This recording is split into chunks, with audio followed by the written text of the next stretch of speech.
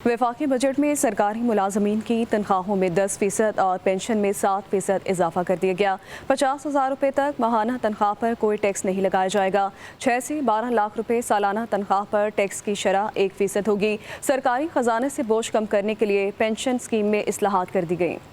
कबल अज़ वक्त रिटायरमेंट की हौसला शिकनी का फैसला। शरीक हयात के इंतकाल के बाद फैमिली पेंशन की मुद्दत 10 साल तक महदूद होगी। रिटायरमेंट के बाद दोबारा मुलाजमत पर पेंशन या तनख्वाह में किसी एक का इंतखाब करना होगा। वफाकी हुकूमत ने भारी पेंशन वसूल करने वालों पर भी टैक्स आयद करने का फैसला कर लिया।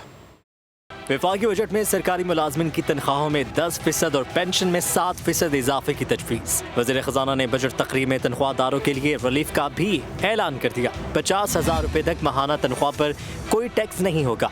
1 लाख रुपए से 1,83,000 तक माहाना तनख्वाह पर टैक्स की शरह 15% से कम करके 11% कर दी गई। वज़ीर ख़जाना ने बताया कि 6 लाख रुपए से 12 लाख रुपए सालाना तनख्वाह पर टैक्स की शरह 5% से कम करके 2.5% कर दी गई है।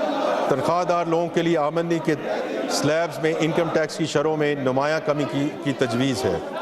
ये रिलीफ ना सिर्फ टैक्स के ढांचे को आसान बनाएगा बल्कि मुतवस्सित आमदनी वालों पर आय टैक्स के बोझ को कम करके इन्फ्लेशन और टेक होम तनख्वाह के दरमियान तवाज़ुन को यकीनी बनाएगा।